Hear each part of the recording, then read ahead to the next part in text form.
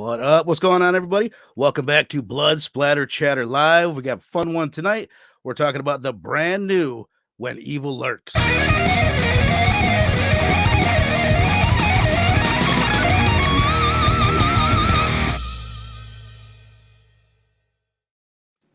What up? As I said, brand new film, When Evil Lurks. We got Phable in the house. We got Stu. We got Steph. What up, my brothers? How we doing? Good to see you guys. Good, Good, man. man. Thanks for having me. Hell yeah.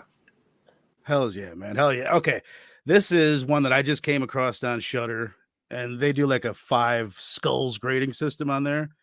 A lot of movies drop and it'd be like 5 skulls, and I'd be like, oh shit, I'll check it out. And then like the next day it'd be like 2 skulls. It's like, I don't know, everybody's got their brothers or their cousins like rating their movies, but this one I actually went in, like, I'm reading the reviews and it's a lot of like, holy shit, I can't, this is why I own Shudder, best foreign film I've ever watched, blah blah blah. And then there's a lot of this is shit. So and then I looked and the Rotten Tomato score is 99%. I was like, holy shit, like this is a legit film. Checked it out. I'll say I enjoyed it. I enjoyed it quite a bit. I'm definitely more on the side. It's not a perfect film, but I'm more on the side of people that were like, holy shit, like this was a gnarly new film. But it's a Spanish language film. This is Shudder's first ever Spanish language production that they've made. They do a lot of like, somebody will make a film and then Shudder will buy it. They'll see it at a festival, they'll put it up, they'll buy it. This is one of the few that they've went out, like they produced this film. They like made this film with Demián Rugna, the writer, director. He had a really big, in the horror community, like it was a pretty big deal film back in 2017 called Terrified.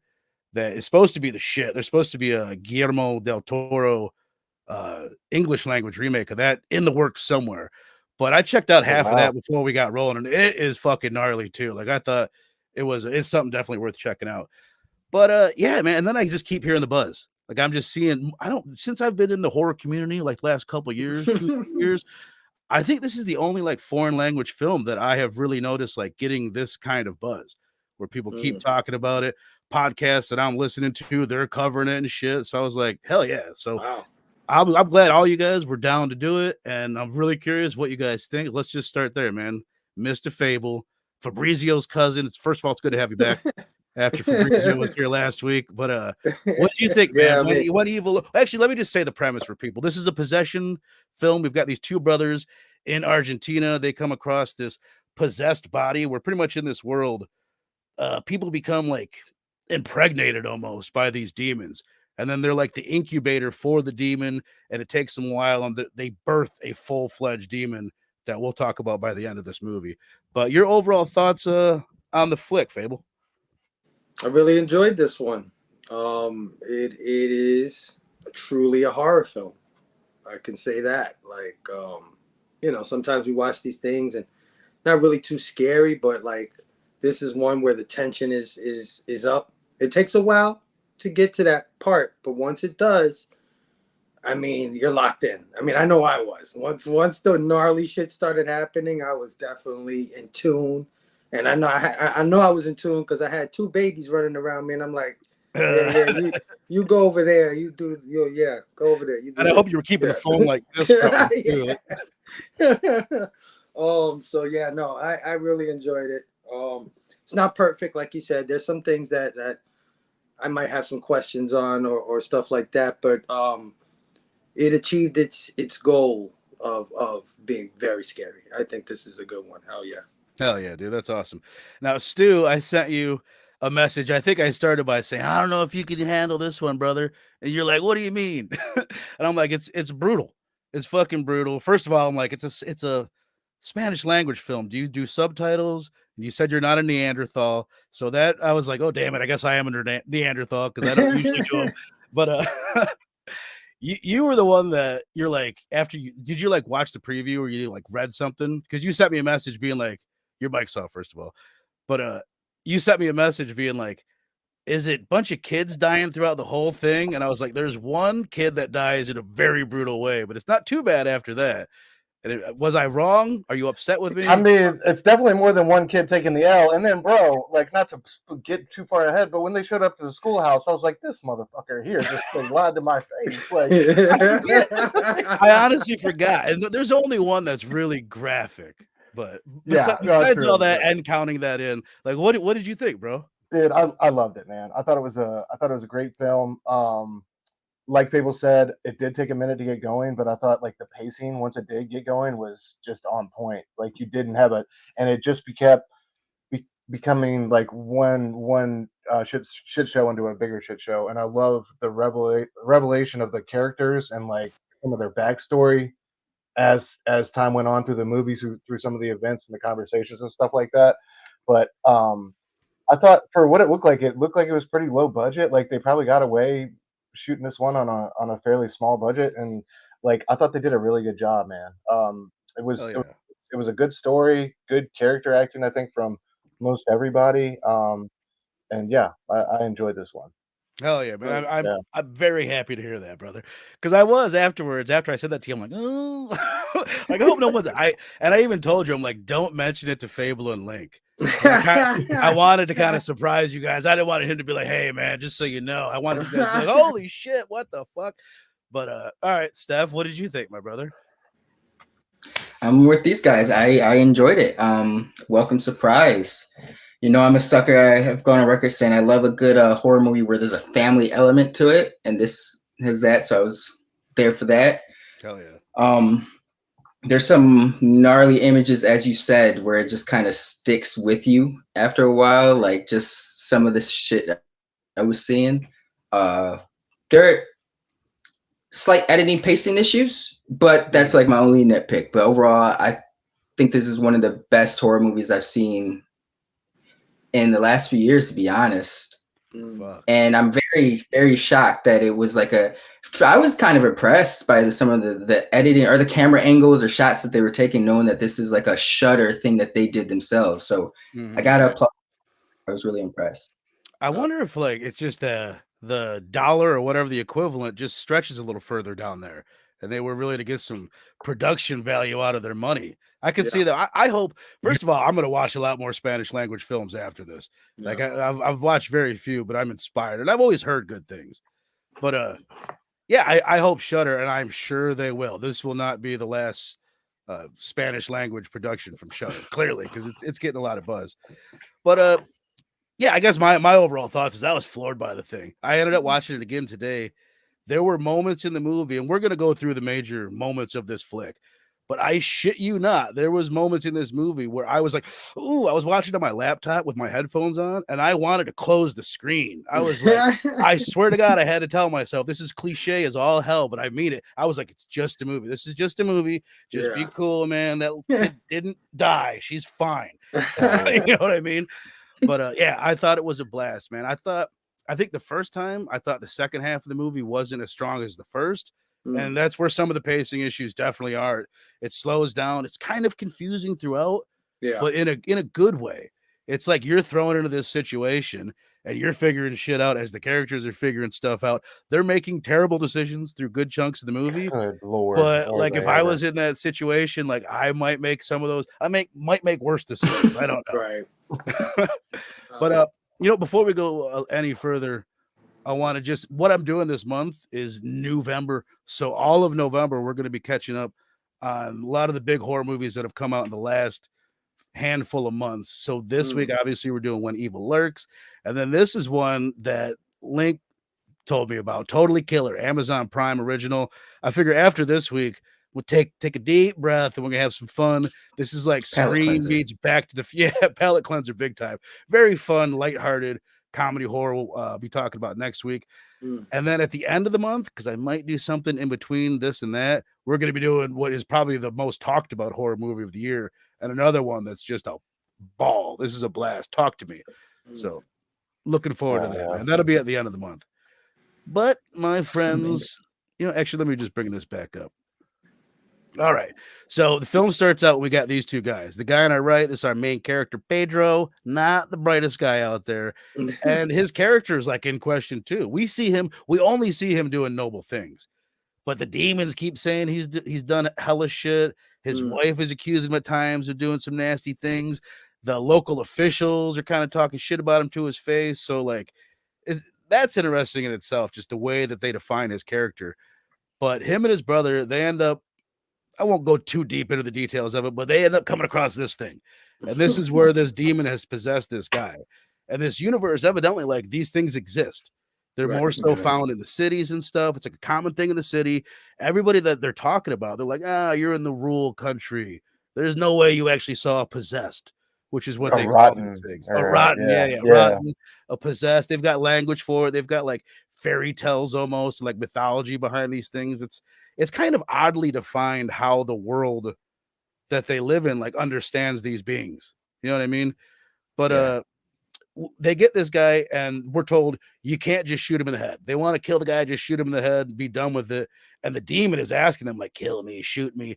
And we're told that if you kill the thing with gunpowder, it's going to get a lot worse. We're not told why. You can't feed it after midnight. You can't, it doesn't like bright lights, but there's these certain set of rules that they must abide by. But I guess they try to move the thing. A kid walks out in front of them. They're in a truck. They swerve, and evidently they didn't notice this thing falls out of the truck. They're treating it like a raccoon, where they got to like move it 20 miles away, and then it's not their problem anymore. And it ends up getting moved improperly. Right. And I guess we'll just stop there before we get to this scene here, which is a very gnarly scene. I guess I'll just ask you guys that. I'll start with you, Phable. What do you think of just about the way that they throw you into the world, kind of the rules that we're learning about, the look of that fucking possessed guy and all that? Like, what do you think of the first 15, 20 minutes of the film? It was intriguing, but it was at the same time confusing. I didn't really get a lot of those rules at first. It didn't come through until maybe midway through the movie. I was kind of confused, like he's possessed, but is he alive? Is he a zombie? Like, I just didn't understand the mother's motives, and his mom keeping him there, and the little brother, and it was just a weird vibe of this like place. And then they had this other dude who seemed to be in charge. He said that was his land or whatever it was. Yeah, And Uriel, I believe, or no, Uriel's the possessed guy. But yeah. Ruiz, I think is. Well, you know what? Let me step in here because this is one thing. There's very little background on this movie that I could get, like background info. Right. But the one thing that I did hear, just a podcast say that I'm not able to verify, is that like in Argentina, Demián Rugna, the writer director, he kept on noticing all these large landowners taking advantage of the rural communities that they own the land in. And they're using all these dangerous pesticides, and the workers that they're working for are like getting cancer and shit. So like he wanted to write a story that reflected how these large landowners are affecting the peasants around them. So I think that's where he kind of comes in. There's things throughout this that you could tell like that's their politics that they're weaving in, right, that we're not going to vibe with completely, but I don't, I'm not going to hold that against them. That's their thing. Yeah. But the relationships between everybody is not totally clear. And I didn't really catch on to this creature or this thing or why they were so mad and wanted to get rid of it and things like that. And you know what I mean? But it was still intriguing enough, what was going on. I wanted to find out what was going on. And we get there. So, yeah, just a tad confusing, but intriguing enough that you want to sit through it. That's what I think. I'm 1,000% with you, where it's like there's so many times when I have to question myself, like, God damn, how good am I at following movies? Maybe not that great. Because like I'll ask my wife and she'll be like, duh, this is happening and that's happening and this, but it's like, and then I watch this, and at first I'm like, oh God, I'm not going to be able to follow this. I don't know what's going on. But then I start realizing like, oh, this is how they're giving us the information. And then my anxiety was gone. I was like, okay, they know what they're doing. And I started to trust them that they're going to make me understand by the end of it. But what about you, Stu?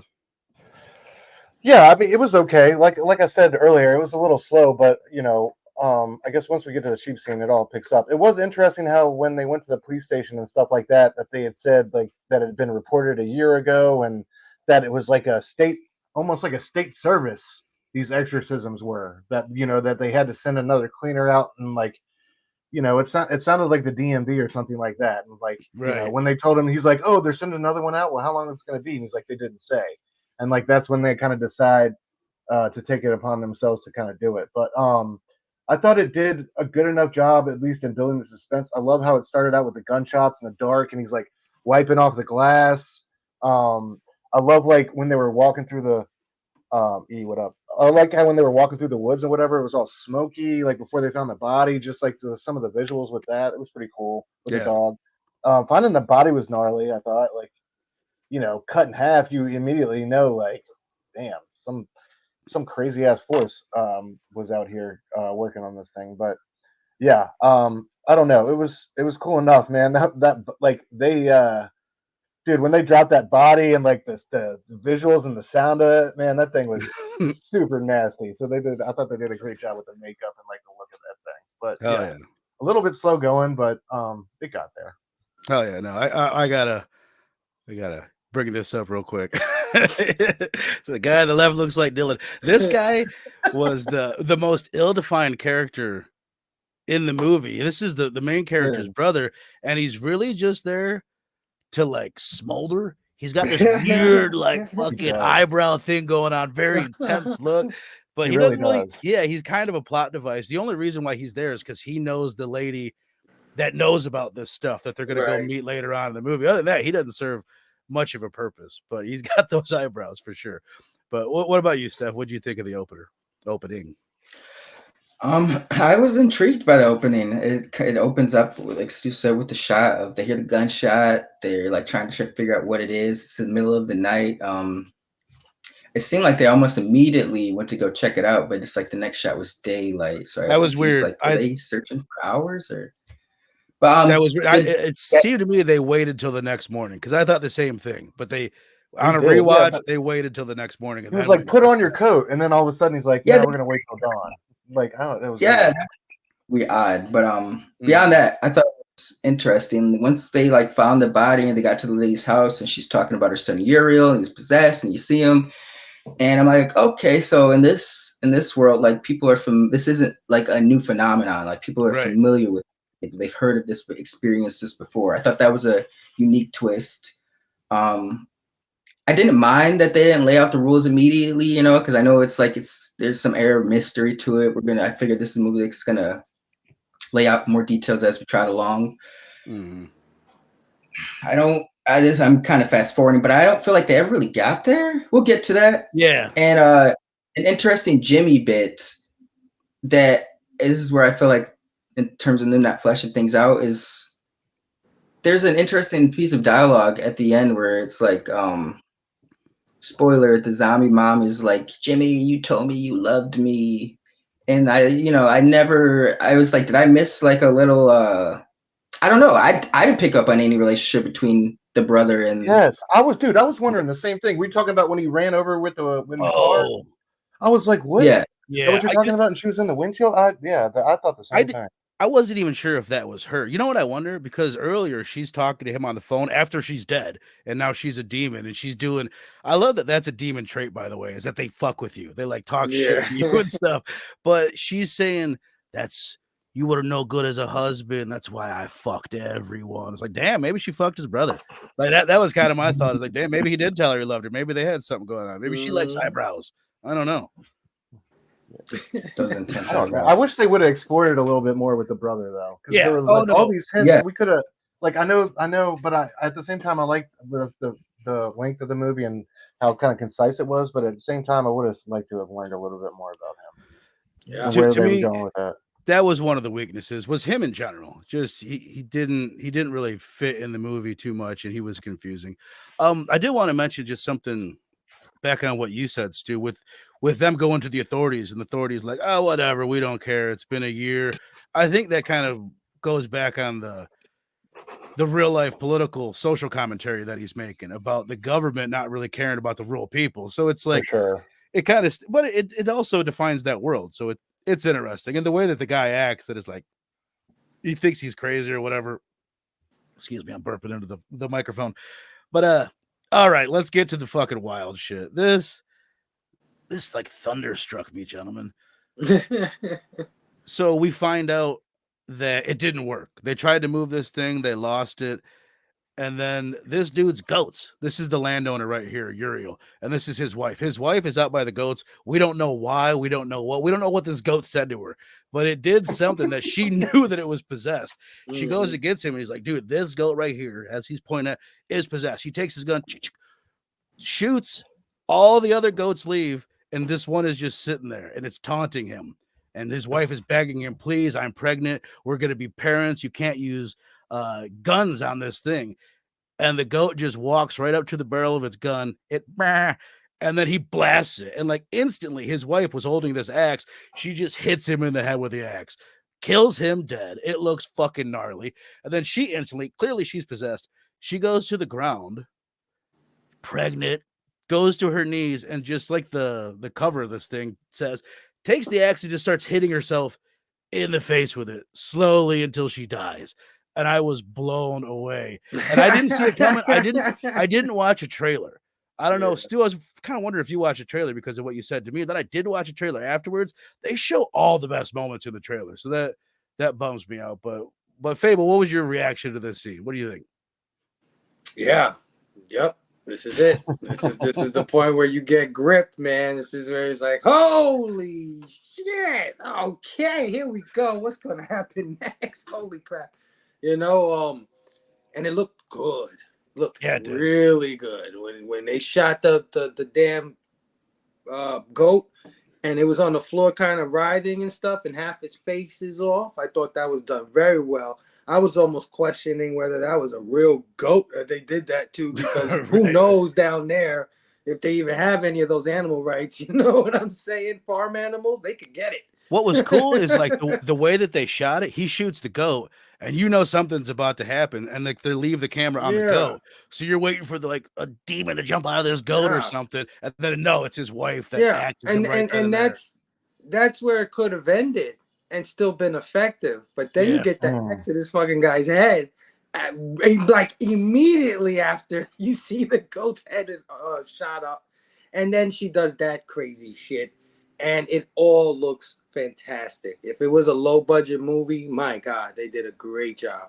Right. I'm really curious how they did it. I think they had to have used some CG with practical to pull it off the way that they did. But what about you, Stu, my man? Dude, I loved it. I love the setup. So, like, if I remember correctly, the setup is they've taken that guy and it's gone to shit or whatever. And that last scene before the goat scene happens is him and the wife sitting at the table. And he's not eating or whatever, and the wife gets up and picks up his plate, and you get that big like lightning crack, the thunder comes down, just that ominous foreboding, and then it shoots to the next morning, and it's like her screaming and him running out there to the yard to see what's going on. But I thought it was so well done, dude. Like you said, it gave me the witch vibes, just because with the use of the goat, like just as the avatar for the demon or whatever, I guess. But yeah, the axe scene in particular, I love like the last time how it kind of goes in just a little bit and then comes back out. And then the very last time she doesn't even get it. It's just slower and slower until she's dead. So and I didn't even notice on the cover of this that it's a pregnant woman doing this. It just makes it even worse. The whole family's dead right there in a few minutes, and their goat. Total bummer. But what about you, Steph? What'd you think of this bit? Like Phable said, this is the scene I was like, okay, I know what I'm getting into. Like this is gonna be I enjoyed it though. I thought it was I think they did a good job of leading up to, like, debatably, I guess there's some jump scares in this movie, but I think they did a good job leading up to these jump scares. Like with the goat thing, I love how they show like the goat just standing there creepy as shit, and then it kept cutting to like shots of like the landowner with the gun, and then it's like the goat's feet. It was just like the goat's feet, and the goat 2 or 3 frames of the feet just kept inching forward to the point where it's like it does that close up of the goat putting its head up against the gun. And I love the subtlety. This is how I interpreted it, that is that he wasn't necessarily going to shoot, but it's when the goat by that startled him, like and jumps. And then next thing we know, he's like in an awe and just smack, that whole, and the little her trying to go one more time with the axe, that really fucked me up. Like it was cool for some reason. Like she'd already done enough damage, she still just dropped. Hell yeah. I don't think I've ever like seen a triple whammy like that. Right. Like, you know what I mean? Like you'll see one good whammy, but this was like bam, bam, bam. It's like, oh, what? Exactly. Well, and then from where it goes from here, they've got another like double, triple whammy scene that comes up right after this. So let's just jump right into that, man. The movie goes to where one of these kids, the kid that was from the beginning, which we're going to get back to him at the end, that was warning about the demons in the first place. He comes to their house. And he ends up telling them what happened, right? So how does this go down? Okay, our main character Pedro and his brother, they know like the shit is going down. There's been gunpowder used on this thing. It's gonna infect the whole town. They've got to get out of Dodge. So the main character has a wife that's got a new husband, and in their house lives his two sons and their daughter, right? So he's going to go there. He's going to get his kids out of Dodge and try and save their family. And part of the rules of this, I think, is that it's on his clothes. They touched it while they were moving it. There's weird rules that are never fully defined that I just kind of buy. This doesn't bother me at all. That somehow he's infected. Then he goes there and he's infected this dog. So I'm going to bring her up, guys. She's fine. She's fine. As soon as I saw the dog, I knew it was something bad was bound to. I'll tell you guys my thought process. I saw the dog and instantly I'm like, oh damn, something bad's gonna happen with that dog. And watching it the second time, I should have 100% knew what was going on. It's telegraphed in a big way, but it's still shocking. Yeah. We've got the main character and his ex-wife in this super heated argument. They're screaming, right? So it's very distracting to you. You're engaged in their argument, but they keep flashing back to this little girl petting her beloved dog. And then eventually the dog just turns on her in the middle of this argument, bites her in the face, drags her under the table. And at this point, I'm going, oh God, don't show under the table. Don't show under the table. And they do. They show the dog shaking around under the table. He ends up just dragging her out of the house. And I'm like freeze framing this on a second watch through. The dog looks insane, dude. He looks crazy, possessed, and demonic and shit. But all hell breaks loose. They're chasing around trying to find this dog. The little girl's actual father, he goes out and he gets in the car. He's trying to chase this thing around. He finds the dog. He shoots it with a shotgun now. The main character, he's like, oh shit. He grabs his kids, his autistic son and his other son. They go to leave, and then the husband comes back. The other husband, he's possessed, and he kills the ex-wife. And it's just like, holy shit, all this happens in like 5-10 minutes. It's insanely chaotic. And again, it was one of the hardest scenes that I've ever watched in my entire life. Like, it might be the number one. Like, Terrifier 2 in the bedroom scene, that's insane. That's incredibly graphic. But she's not a 4 or 5-year-old little girl. Right. This isn't nearly as graphic. It doesn't go anywhere near that. But I think it's the hardest thing I've ever watched in my entire life. But what about you, Phable? I was absolutely glued through this entire scene, this entire debacle. And the art, like you said, them arguing, going back and forth, the kids, the stepfather, whatever he is, you know what I'm saying? And then I kind of knew that dog was going to do something. I was just waiting for it. And when it finally happened, I was a lot like you, where I was like, okay, I saw that was going to happen. But when they went under the table and saw him ragdolling the girl, I was like, oh, shit. Like, you know what I mean? Like, I've never seen that before. Like, I don't think American movies will go there. You know what I mean? Like, when I saw it in it was kind of shocking what he did to the kid in it. So this was along those lines where I was like, I was just agape. I was agape, and seeing him drag the little girl out, and the father now he was kind of scared of the dad, but when his daughter got took, he got on it. He was like, "You motherfucker, you come help me find my daughter. You help me find my daughter. You coward, let's go." And he was on it, and all this shit is intense. And she's screaming, everybody's yelling. The dog's making weird noises. The little girl's making weird noises. This is absolutely gripping. I don't know how many minutes this thing went on, but I was glued. Absolutely. And it wasn't gratuitous either. Nah, it wasn't. Which is why I love it so much, because he ragdolled the girl, but it was just enough, just fast enough, just edited quickly enough for you to get that uncomfortable feeling, but not linger enough for you to be like, oh, these guys are just sick bastards. Right. You know what I mean? I mean, it hit you in the heart. Exactly, man. It wasn't gore for gore's sake. There wasn't a drop of blood that we saw, which thank God. Like, I didn't want to see a second more than what we saw. Right. And I really don't even never need to see it again, although I probably will many times. Because it was, I don't know. I think it's one of those moments. Like, that I'll remember forever. This is like one of those iconic horror movie moments, and this movie has like at least two of them. The one we just talked about and this one. These are some of the coolest moments that I can really think of, especially in recent memory. But what about you, Stu? Well, yeah. First of all, dude makes idiot move number one. Like he runs up in the house and then realizes he's got to strip off his clothes and burn it. Like that was just so freaking retarded to me. I had no idea like why he was moving that way. But yeah, man, it was terrifying. I especially love right before the attack, the girl's like looking. She's right next to the dog and she's like looking and smiling at it. And like they use that moment for him to pounce on her. Yeah. And then when he pounces on her, the camera pans over to the kid on the steps. The toy drops. The camera follows the toy. It was just like great cinematography. Yeah. And I love too. Went under the table. Anytime we went under the table, you went under the table with the camera. Mhm.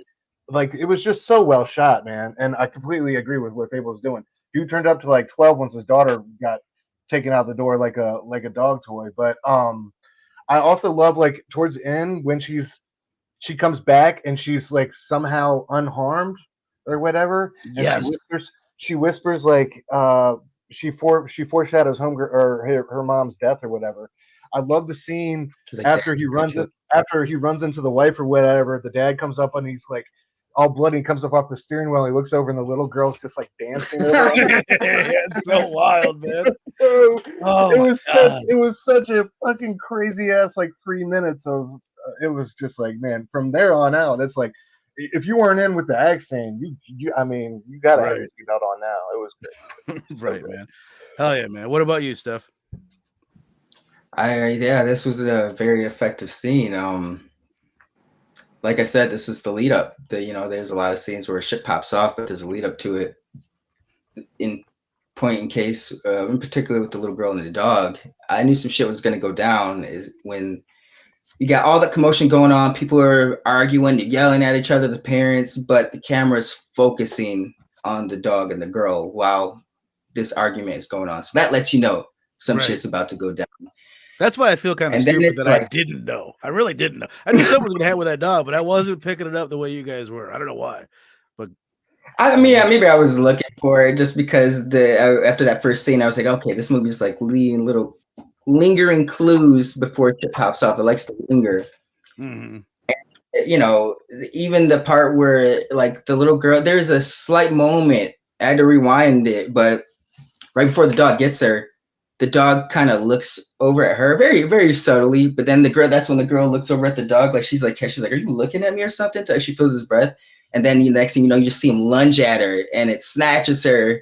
Like Stu said, it pans over to the kid. And that's a moment where I'm like, no, don't go over there. Don't go over there, bro. And he's slowly walking down the stairs. This is where my little suspension of disbelief was questioned, because I'm like, all right, girl's getting mauled by this big ass Doggy Day Bordeaux type looking dog. A few feet away from them. There's no way they don't hear it, like it's just bro.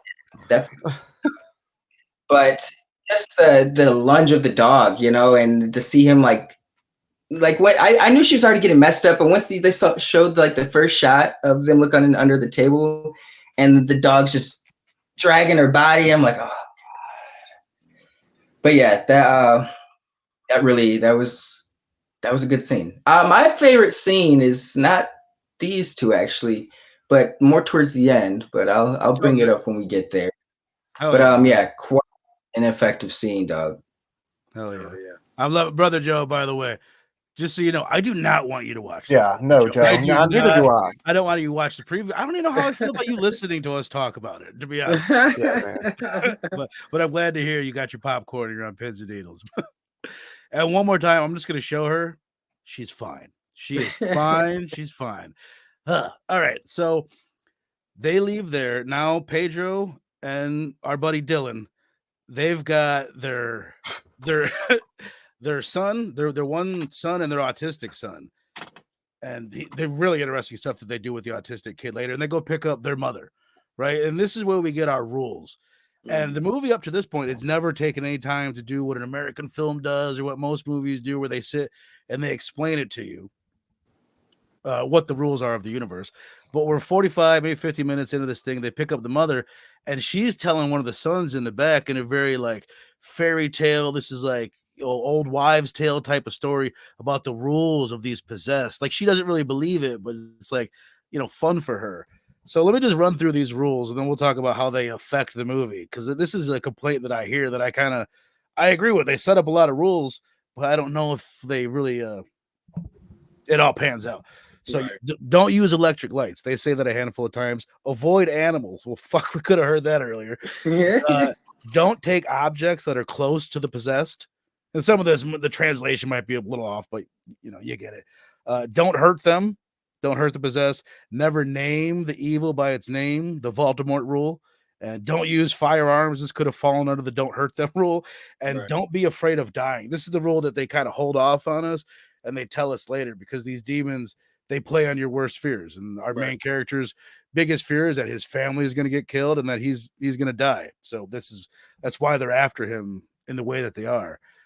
But what do you guys think of just the way I take it, the way that these rules are explained out? They don't necessarily have to be the actual rules of the movie because of the way that the grandmother's telling the rules.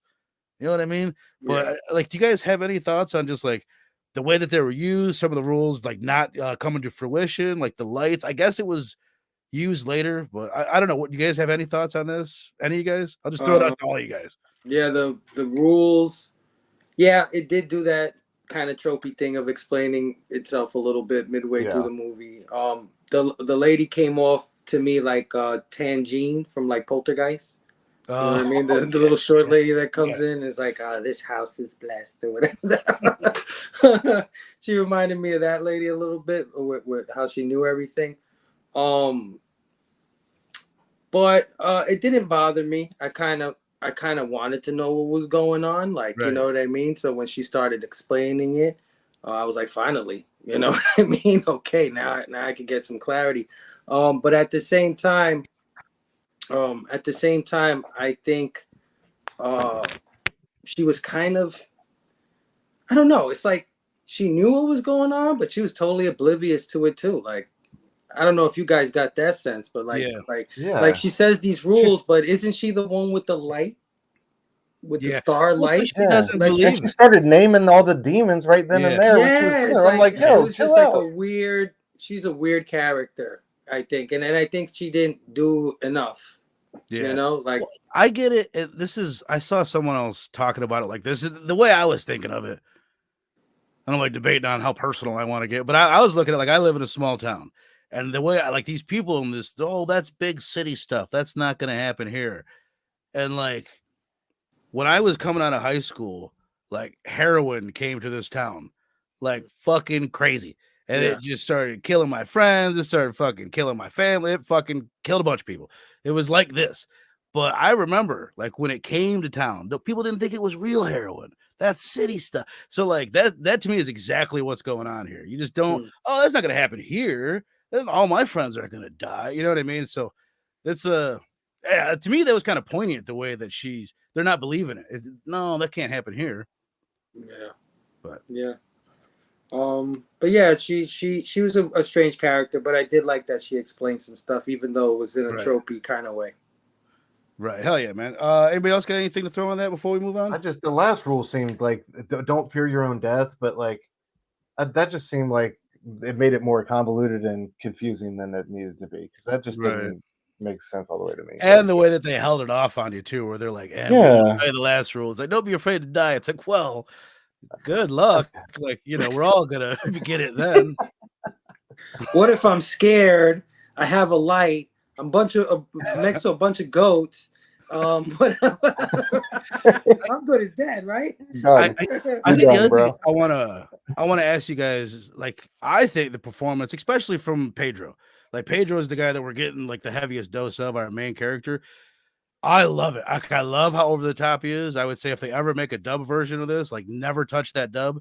Just like you're gonna get all of his emotion through the subtitles and the way he's saying it, even if you don't understand it. But I thought he was so good and not over the top. Like he is over the top, but in a completely 1,000% believable way. Like Phable, what did you think of him? Ready, you guys? What? Real quick, I just want to speak my piece Yeah. on the rules. Oh yeah, please. Past me real quick. This is where it kind of lost me a little bit, and the movie didn't know how to lay out its own rules or stick true to them. Like, Yeah. they're aware of these possessions, they've heard of them, but no one knows how to handle them. Like, the grandmother's taking it as a joke. The father's driven to, it seems like it could have been like an hour away from his location to his family's, only to realize, oh yeah, I've got to burn my clothes. Like, everything seems very half-assed and lackadaisical about the nature of the severity of this. And I don't know.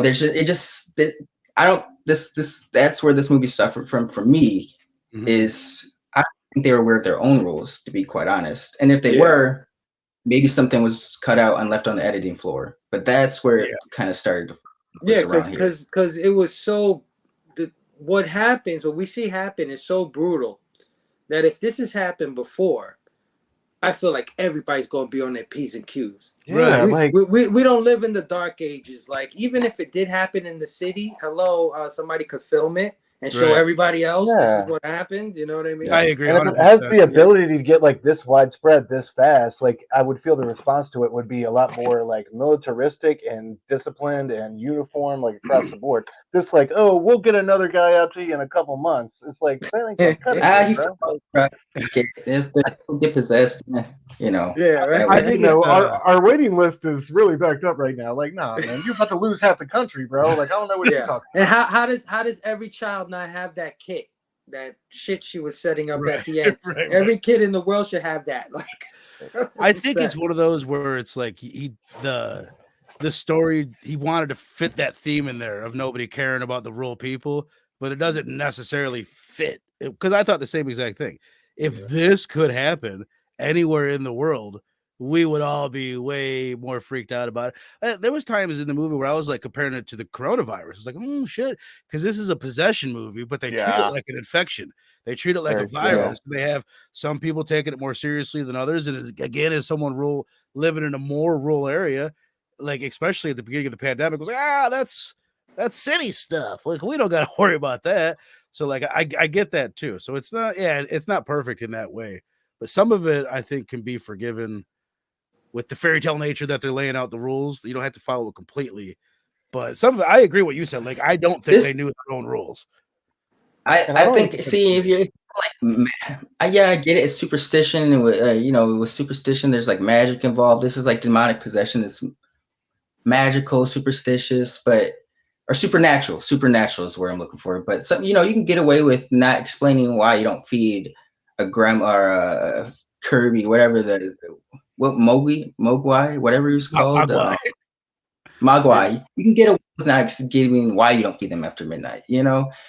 This type of movie, you needed a little bit more groundwork in terms of rules and how possession works. Like, he like I said, he drove to the house. He's like, let me take off my clothes. And at this point, it's too late because the dog sniffed the clothes and got possessed off that. So it was like, what was to stop him from being possessed? Or, I just, really, it's like that other movie we watched. They should have started. The other movie we watched had like weird rules like that. I forgot the name of it, where it's like it's this world where things happen and everybody's fully aware of it, but like they still get into it. Yeah. Which one was it? Oh no! And I was just saying they just kind of turn a blind eye to. Yeah. It's like, if you're gonna establish a world like this, you got to think it a little more through, a little bit. But I think we all forgave it because the direction was so smooth and the acting so great. You know what I mean? We're just like. Yeah, and the characters are consistent. Like, the way I'm looking at it, just like to make an excuse for it, is that they don't understand it and they're panicking. So they're making shit decisions and they don't fully understand what they're doing. It's like, oh, if I was thinking clearly and I knew more about this, I would have taken my clothes off before. We wouldn't have moved it, because that's one thing we find out later, that even them moving the body in the first place was a big no-no. And that's every single person like that finds out that they moved it. We're like, you moved it? Like, what's wrong with you? Every single person. I think it would have worked better if they put the rules, if they're like Phable said, thought it out more thoroughly, but like had that as like, the grandma's putting down a child at the beginning of the movie as like a lullaby, and she's telling the kid all the rules. So at least like it's some type of introduction, but just kind of throwing it in haphazardly halfway through where already some of them have kind of been established or violated or whatever. It was just Right. kind of like, I mean, for me, I get what you're saying, but I don't want that at all. I don't want them to come at the beginning and explain what's happening, because to me, that's what's fun. Is you're on the ride with these fuckers, you're flying around, yeah, we're that's a seeing good crazy point. shit, and we're Fair learning enough. the rules as we go. Like Fair enough. that's what That's a this good movie point. is. Yeah, that's a good But point. Two Gun, what up, my brother? What up? How we doing, Two What Gun? up, bro? Appreciate all you guys in the chat. I'm really curious. Like, did any of you? Because this is a brand new movie. I don't know. I know E said he was going to check it out. Two Gun, did you check it out? E, did you check it out? Brother Joe, did you check it out? I know you didn't. But all right, so let's keep rolling on here. I kind of guess the rest of the movie. This is one thing I hear a lot of complaints about. I really did enjoy it. They end up, the one brother, he knows this woman that I'm not sure if she used to be one of these fixers. Anybody remember the name for it? Fixers, healers, something. There's something. There's these certain people that they deal with possessed people. They're the one that have the equipment. They know how to exorcise these demons. Right. And I think that she was married to one in the past. That's what I picked up. She's not one, but she knows more than our main characters do. They pick her up. Now she's rolling with them. And no, she is one of them, but she's a retired one. Okay. Her and her husband, that's like what they did before they, because she talks about running away after a while, like, you know, we just ran away and we just that's what we learned is there was basically one after her in a city years ago. She fled to this rural area, and we're kind of led to believe that this all might be going down because she's in this area, right? That it's finally caught up to her basically, and that's what's happening. But the dead mom ends up showing at the spot that they're at. They go to this house, they're chilling there. The dead mom shows up. She takes the son, the non-autistic son, jumps out of a window with him, and she's just gone. And so the rest of the movie, we've got the main character now teamed up with this professional exorcist person, and they go to this school, and they end up trying to track this thing down. And just, I'll throw this in really quickly, very casually. We've got the brother. We touched on this earlier. He's driving down the road. He just sees the mom with the son, just casually just chowing on his brains. And brutal, shit. Bro. That was that was the most brutal part of the movie for me. Oh, really? Like, damn. Yeah, that fucked me up, because not only that, but the way the kid left the house, like he turned around and the kid like woke up and he was like, "Dad," he's like, "Son," and then she jumped off the thing, like he never even, like, you know, and he was desperate to find him or whatever, but they're just gone, right? Because that was the same kid, right? It was his son.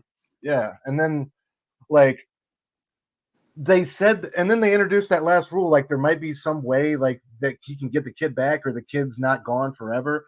But then like you just see like, and like I love how he's got to flick on his headlights just a little bit at a time, so as not to like put them all the way. Man, that was brutal. I was like, dude, just eating his brains like it was like a cup of Jello. Like that was tough, bro. Well, that's one thing is like the casual way that they show this, like typical films would have built up to that moment, and this is just a little sprinkled in things like, oh yeah, that kid that they're looking for, he's already dead and he's dying in a very horrific way. But yeah, that was my favorite shot in the whole movie, was that shot. I love the way, like you said, he's blinking the lights and then she appears in the lights, and then he drives past her and he sees what she's doing. But then the camera comes from the passenger side and sort of sweeps and then goes in front. So for you to catch up to her catching up to him. It was just brilliantly shot. So yeah, and then her picking his brains like popcorn, like a bag of popcorn. That was crazy. I'm trying to think. I guess let's just talk about the end of the movie and kind of one big chunk, because there's quite a bit left. It goes on for a while, where the main character and this professional exorcist, they go to this school, they find the body of the rotten that they lost in the first place, and it kind of all of a sudden we get introduced into the idea, and this is kind of something that kind of caught me off guard, that it controls kids. We get the line, kids like evil and evil likes kids. And the fixer, the exorcist woman, this is one thing that's kind of cool. She's like, this is new. Like, this is bigger than I'm used to. Like, it's controlling all these kids. Sorry, Michael Myers. He'll be fine. They show up to the school and there's all these kids like sitting in class. Like, they're just sitting there like waiting to be told what to do. We've got other kids kind of showing up. they're telling them like, oh, the body's not here, it's over there. The other one's telling them he's lying, it's over here. And they realize they're trying to get us away. This thing's here. They draw Pedro out of the room. They're like, there's an axe in this other room that's going to be perfect. It's exactly what you need. For some reason, he listens to these kids. He leaves the room. It's probably the stupidest decision of the whole movie. Bro. He leaves the room. They beat the shit and kill the exorcist woman. They start just hitting her in the head with a hammer. They kill her. And then it's born. Like the demon is born. They fail in their job because Pedro gets all mad and he beats the possessed guy in the head with this blunt object. And now a demon comes out of him, wipes these three. I think I got a picture of it. Doot, doot, doot. He does one of these. Wipes past this guy, wipes his little 3 things of blood on his forehead. And then the movie ends by them going back. Oh, I'm missing a whole bit. Everyone dies in the end of this thing because this autistic son. What did you guys think of this? There's a bit movie earlier in the movie where like the son is possessed and like, no, he's just autistic. And they say sometimes the possessed will get in the mind of an autistic person and they can't figure out their mind and they get trapped in there. And we get this chilling scene later on where this autistic son totally gets up and he's completely fine. We find out he kills the grandma. They're pulling the grandma's hair out of his mouth. All this craziness happens and everyone's dead besides Pedro and his brother at the end. So I know I missed a lot there. We can fill in the blanks as we go. But Lynk, I'm going to start with you this time, brother. Like the last chunk of the film, again, this is probably the least perfect part of the film, but I still really appreciate it and enjoyed it. But what do you think of just this whole last chunk? This is where it's the messiest for me. It's hard for me to really there's some cool visuals, but I feel like this is where it kind of falls apart. Just in terms of the reason why things were laid out, like why was his son possessed?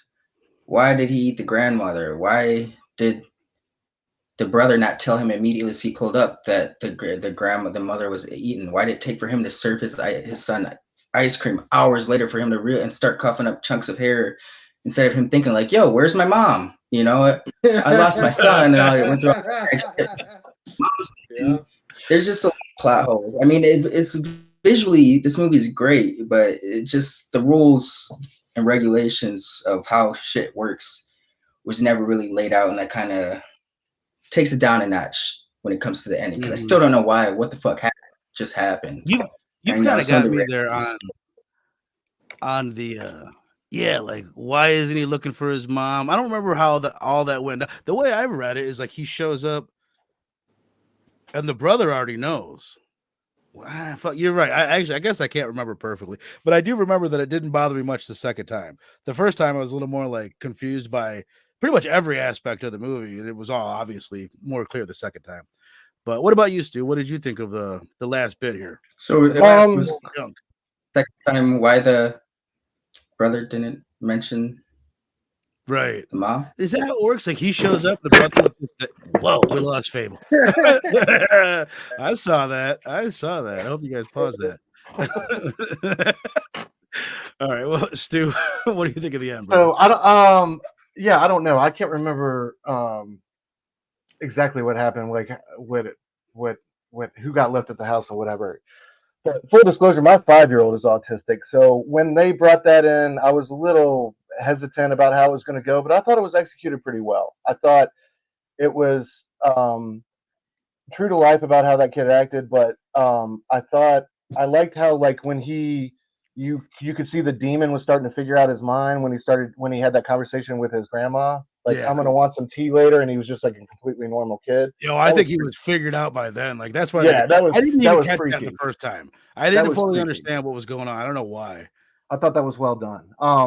But I agree. It kind of got weird for me and lost a little steam. But at the same time, I thought like the way they brought it back in with the Indian at the house, the conversation with that other kid, like what happened to your mom? What happened to your mother? Same thing happened to your mother and all that. Yes. But, yeah.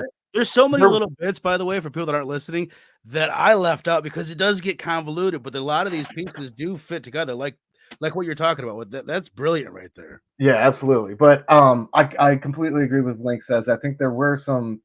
It was just like a whole lot of moving parts there at the end, and they didn't really like bring everything home together like as tight as I feel like they could have. But at the Totally. same time, I thought it was, you know, I thought, basically what they were trying to show is like these people had no chance against this thing. Even I think a team of these so-called cleaners or whatever would have had their work cut out for them. Just the utter like this. One of the parts I liked in the beginning was it was that first night after they had found the rotten and they had moved them, and they're back at the home, and the brother is playing with one of those utensils that they found from the cleaner, and he's just looking at it like it's some complete, like he has no idea. They have no idea what to do. Like, so I think even with all the proper like accoutrements and weapons and stuff, they still would have been helpless. And I think like the utter helplessness of their situation and their future, I thought was conveyed pretty well. But there was like I felt like a little too much going on there with the characters and try to keep a track what everybody's got going on. It's like between what's at the house and what's at the school. Great deal. Right. It's not wrapped up in a tight little bow in the least bit, and there's no catharsism. Is that the right way to say that? No, Right. yeah, it's not There's none of cathartic at that. all. Yeah, we're not getting any of that typical like what we're used to, and it is sloppy. I'm not gonna. I mean, I feel like I'm playing the role of like trying to defend everything, but you're right. No, but it was still it's great. Like I it's still totally thought it like sloppy. it's still bro, the way like the necklace falls out of his mouth, like Yes. when he's pulling all the hair, it's just like whoo. I mean, it was still like I thought it still had a big emotional impact, and I love that scream he gives when he comes outside and he's just kneeling on the grass. The way the movie kind of ends, just the hopelessness of it, I thought was really well done, and that's what stays with you ultimately, Hell yeah, man. at Hell least to yeah. me. What about you, brother Phable? Yeah, I agree with Link. This is kind of where it falls apart for myself as well. Because of everything you guys stated about the rules and stuff like that. What's the sense in even pointing any of this out when it's as hopeless as Stu says? Right? Like they can't use any of it. It doesn't work. None of it matters at the end of the day. And even though I enjoyed the ending, at the same time, it's so dire and so hopeless that it's like, damn, this guy lost everything for no reason whatsoever. Right? There's no rhyme to it. There's no reason to it. And I get that, but for me, that always leaves me empty. Like, oh, come on, really? Right. Went through all that shit, lost the kids, he couldn't even get his demon beat on a demon or something like that. he beat on it, but it cost him. Yeah, but you know what I mean. Try to get something for that boy that he lost, or those boys that he lost, or the wife, or the mother. I mean, he lost everybody. So for him to just come out the house and go mad, like I'm like, yeah, it's cool cinematically, but it's also empty. See, I mean, I get what you're saying, where it's empty, but it's kind of like I can't tell you guys how much I've thought about our conversation on the invitation at least once a day. It's like it's the same thing as that. Like you were set up to think it's going to end the way that we think it's going to end, the way these things typically end. And it went the opposite. It's like, no, fuck you and fuck all of us. Fuck everybody. Like it just ends in the most bleak and dire way. And you're right, it doesn't make you feel good, but it's like, yeah, let's do that every now and then. Let's do the opposite of what normally happens. Especially I don't mind the bleak ending. It was just more or less that I don't want to say it didn't make sense, but it's just no, exactly. I'm telling you, man. I honestly, and I don't fucking know. I think it makes more sense than I think it was just a little confusing and not laid out well. I don't know. I mean, I think it does make sense. There's not too much that I could be like, well, it doesn't make sense, but I could be fucking wrong. Especially on a second watch, it's like, oh, the things I was confused about, like it all added up in the end. I think I know what Link is trying to say though. Like well, if I didn't cut him off, it's gotta be earned. Sorry, brother. No, it's okay. It's gotta be earned in a sense. Like when you have those kind of bleak endings, to me, it's gotta tie in thematically to what you're trying to say. And there is, I don't know, like the theme I get, it doesn't tie in enough for it to earn that bleakness or that open ending. You know, right. I don't know. I guess the theme, if I'm looking at like the main theme that I'm thinking of is like, and what he was saying, you got these rural people that are left out there, and if something happens to them, is there anybody that's going to care enough to help them? And the answer is no. There's no one. They're totally on their own. If they can't figure it out, they're all gonna die. And that's, Yeah, I think you know what I mean. There's no one there's standing like up. a whole nother sub level of like meaning and metaphor here for like the native Argentinians who are probably watching this movie, and like a lot of the things they're trying to say, because I feel like there's definitely things being said about the government, about rich versus poor, classism, and all that. So I think like probably for Argentinians, there's probably some more layers they can peel out of it, but Right. I don't know. Okay, why wasn't there more of an immediate response when the shit popped off in the suburbs when he went to go pick up? If it's no one cares about the people in the rural areas, See, they didn't really give a I fuck guess when that's what I popped off. wonder. I don't think I guess because you're right. Like I think that rural area, that suburb, the area that the wife lives in, I don't know if that is because it looks like my town, and I'm surrounded by fucking 50 miles of cornfields. So I don't know if that is the city that they're in at that Yeah. point, or if that's just what the town looks like in the rural area. No, plus it breaks apart in a sense that you never know the veracity of these demons, right? Like I mean, if they can take that woman and beat her in the head in the hammer, then why even stand there and let them roam around the house? Right. I Don't- would. don't- You understand what I'm saying? Right. Like, so you don't know, you have no clear sense of what this evil even is trying to accomplish. Besides the whole birthing demon thing, you really don't know what the MO is, because they do shit really weird. It's like, kill me, but no, don't kill me. Go over there. I'm over here, but kill me. It's Yeah. like it's Yeah. real confusing. Right. Right. No, yeah, no, I feel you, man. I feel you.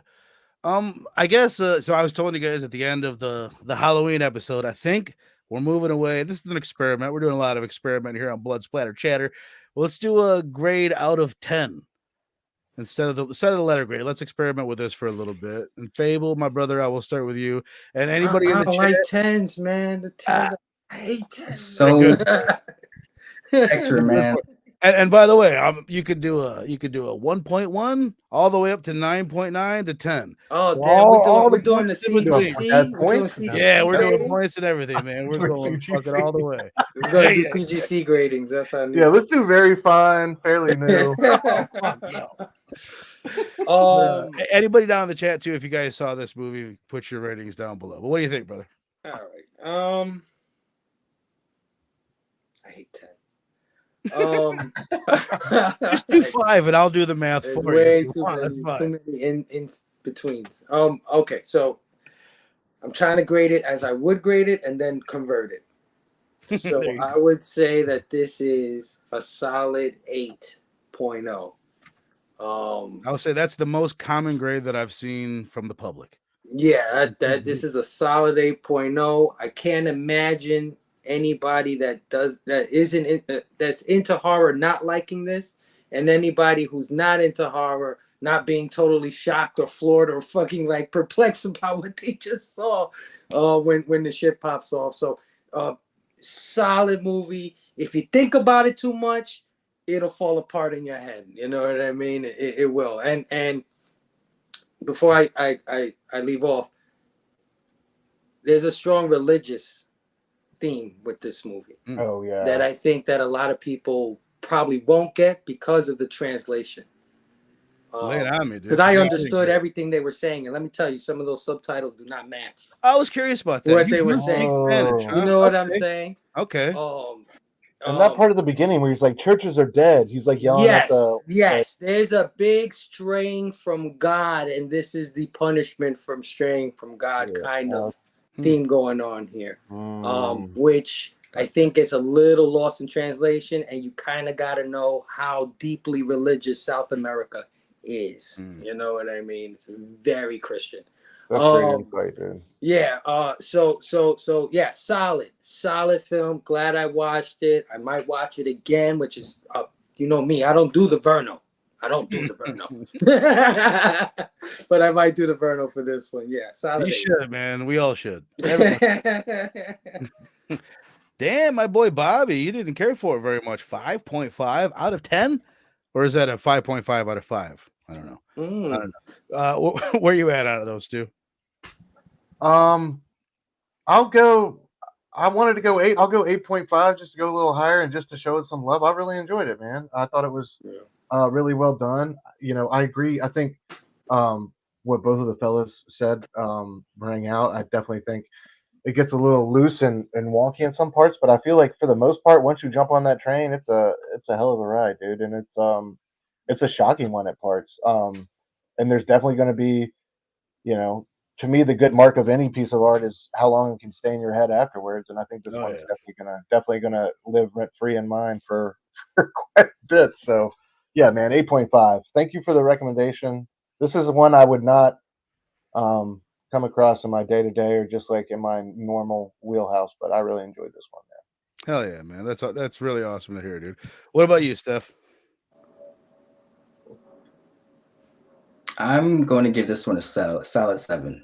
I think it was well shot, well acted for the most part. The effects were great, but the story's a little loose, and that bugs me. You know, I think if they would have tightened that up a little bit, refined it, it's a great. I applaud it for being a solid first effort from Shudder as making their own movie. There's a lot of pros, but the story is a little weak, and I can see this bugging a lot of people about what the fuck just happened. Like, it was engaging visually, but I can see this bugging some people about what exactly was going on while this was going on. So I think it's a solid first effort. Room for improvement. I'll give it a solid 7. Hell yeah, man. This one I really went back and forth on this. I'm gonna give it a 9. And I think for its flaws, I could defend giving this thing a 10, man. I think it's that good because if for the flaws that are there with the looseness of the story, it doesn't bother me because if you leave it loose enough, you can't poke holes in it. Because like, where are the fucking holes? Like, we didn't give you the sheet to poke the holes in. So it's like I don't mind that, and I don't know. I could watch it again and be like, oh, I'm wrong. So you know I am about that. But I will say. Just because the story isn't you can still enjoy something even though there's flaws in the story. That doesn't take away from your enjoyment of it. Still flaws there though, you know. Right. No, I get you 100%, dude.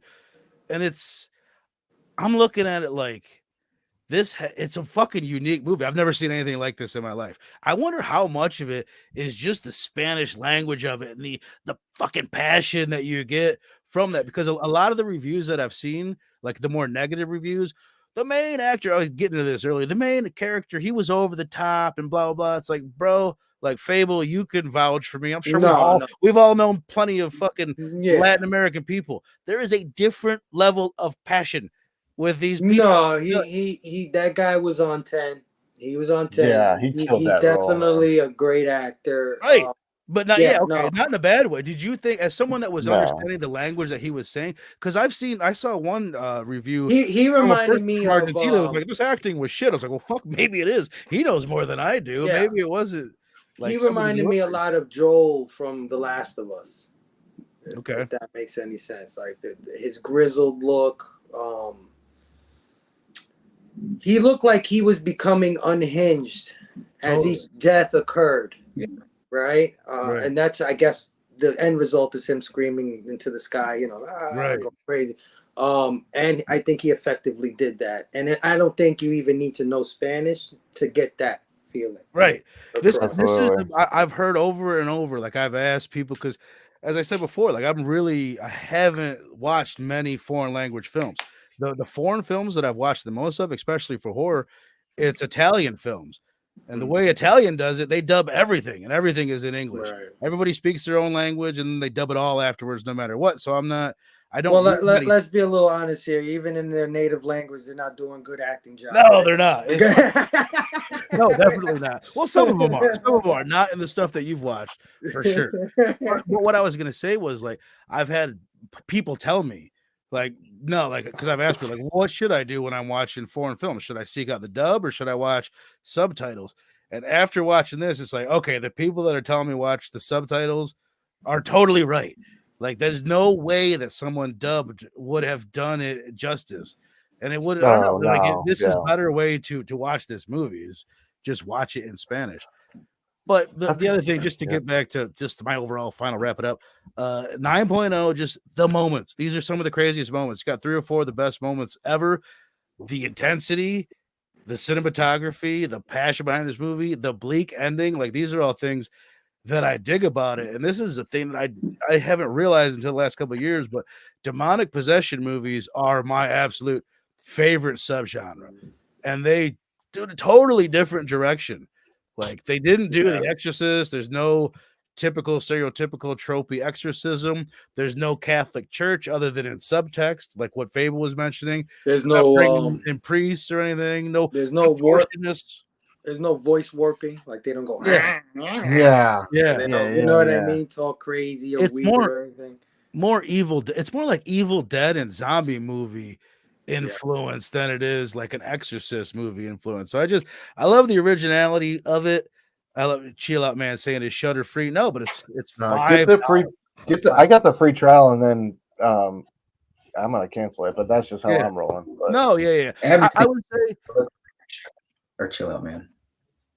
Say you were breaking up, brother. Oh, I said everything's free if you look hard enough.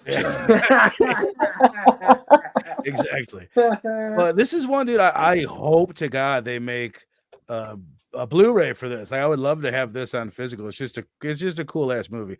Highly recommend it for fans of the genre. Yeah. Like, well, one of you guys like horror fans. Most horror fans, are gonna love this. Most non-horror fans are not. Like, you're not gonna want. I can't say that one, bro, because I've seen a lot of like horror chatter where people were not satisfied with this movie, so I can't even say it's if you're a horror fan, you'll dig it. That I can't agree with that. Right? No, that's fair enough. I mean, seen some people. There's a lot of people that really have an issue with what your issue is. A lot of people like gave a similar review to you, then gave it like 2 out of 10. You know what I mean? With like the story not being clear. There's a lot of people that just say the story is bad, period. Like, and I know you're not going that far. The story can be poked or can be, you know what I mean, broken down in a way where you're like, well, this doesn't make sense, that doesn't make sense. But where it tries to get you, I would argue it does more of an effective job at doing that than a lot of movies. That triple whammy, and it did it, like you said, a few times. So this guy, he might not be the greatest writer. I don't know if he wrote this movie. Yeah, he did. I think it was. I think there's a lot of maybe. But I think he's prime for an American import. Meaning, like, get this guy over here, get him a script worth shooting, get him actors worth directing, and let's see what he can come up with. Because he impressed me with some of the shots in this movie and some of the tension, the way he built the tension, especially since nobody looked particularly demonic per se. Right. Nobody was with the yellow eye contacts or the none of that. They just looked like regular people. Maybe their mouth was dirty or something. Like the little girl, she looked like her mouth was dirty. But I heard someone described it as like Terrifier, but elevated. Like the stuff that you get out of Terrifier with that shocking gore, but like mix that with like an elevated horror, like the themes and the acting. The writing, in my opinion, the writing of an elevated horror. No, because it's like I said earlier, it's like the scares you got. It's like there was a good lead up to that. It's not just like, hey, shock you just to shock you. It's like there was a lot of build up, and oftentimes, not oftentimes, but for majority of the kills, there was like an emotional tie to that shit.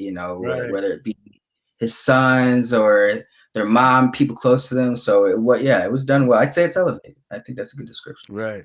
Reminds me of that Rob Zombie movie we talked about last week. You feel those kills elevated like a Rob Zombie movie.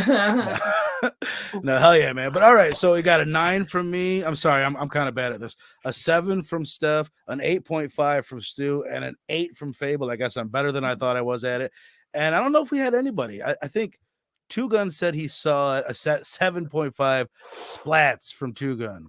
Nice. Hell yeah. And a 5.5 from Bobby. So this is cool, man. I was almost hoping that somebody on the panel would like hate the thing so we could get that. But whatever. I feel like I think we all fell in line. I mean, 7 to 9 is right. Generally that I'm nitpicking with the story, but there's definitely way more positives to this film Right. than the And cons. plus, you No, but you you're say it a totally lot. right. Like the ending You're is totally right, important. I know you said a lot of times like it's important. It's important to everybody, but I know you grade heavily on that. And it's like if the ending is fucking you up, then I Yeah. totally get that. If that's for sure, dude. Do you think you would have liked it if it ended with like the demon and all the kids just walking in the field and they stopped it right there, or do you think the last bit added anything for you, Link, or would No, you have like? that's where it loses me because it's like the demon already won. He baptized him on his way out. Like, what more could? Yeah. Yeah, credits roll right there. I was waiting Roll for the credits. credits. He needed to see that it got his mom, I think, and it is his son. Like it's got his mom and it's got his son. If they could have figured out a way to show that before then. Me personally, I probably would have made the autistic son the Yeah. orchestrator slash all of this happened because I've been in this movie the entire time and I thought nobody that's where it was going. no attention to me, and Well, I'm the one pulling the strings. I totally get what you were saying, and that's cool. But just the fact that Stu, you're saying you get like it doesn't go where you think it's going. It's always going in a weird direction. It doesn't even highlight the moments that you think are going to get highlighted. Like the grandma, we don't even see the grandma die. Yeah. Like, thank God I didn't need another one, man. Especially not this old lady who was very sweet, I thought. But hell yeah, man. I'll just go through, thank the chat, man. Chill out, man. Two Gun. E was up in here. Bobby De Legato up in this bitch. My brother Joe up in here. Thank y'all for coming through. Yeah, I really appreciate the everybody homies. coming through, man. All across not just here, but anything PCP got going on. Really Yeah, appreciate man. y'all always supporting, bro.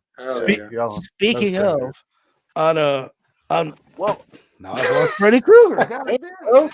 I think this thing is a little too close to me. I think that is official. All right, you go hang out with Michael down there. Yeah, Robbie. I'll be on Robbie's show on Monday night for Bloodsport.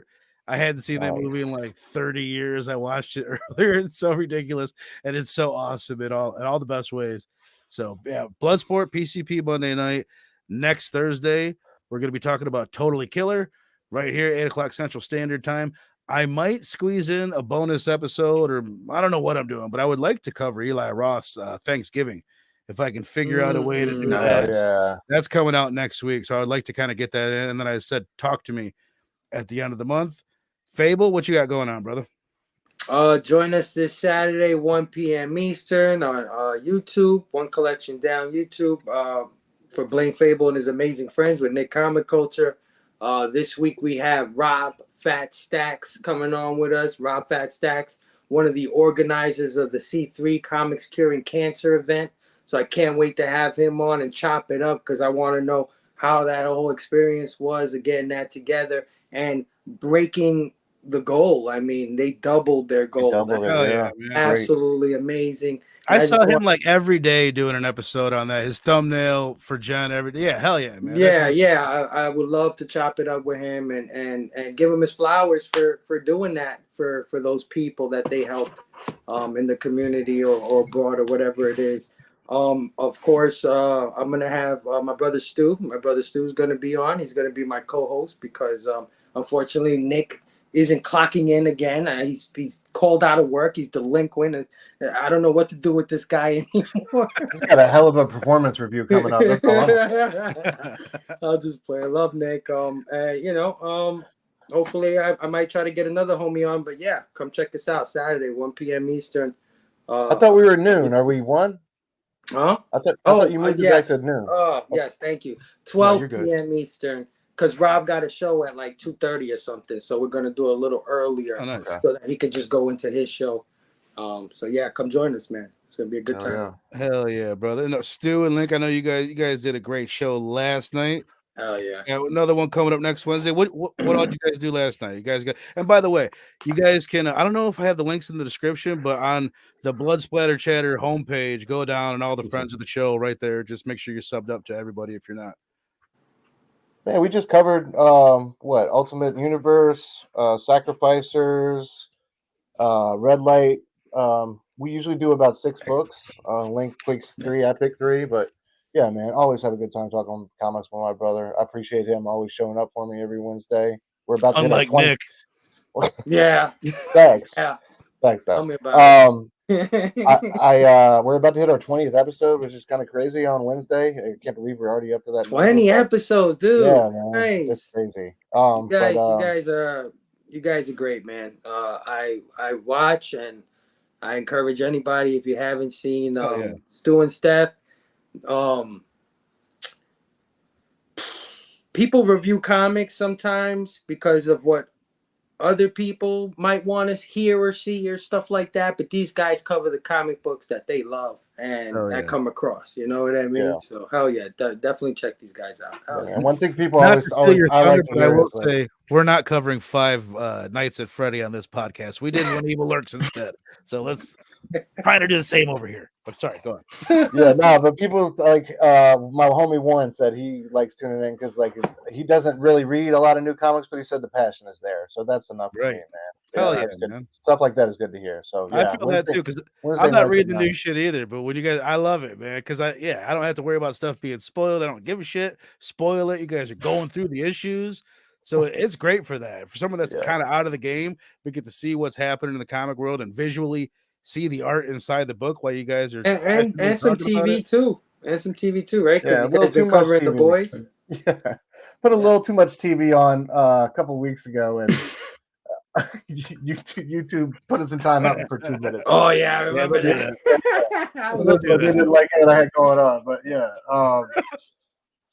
I'm trying to incorporate, like, get the right amount of video clips to not show up on the wrong person's radar. But still learning the ropes with all that.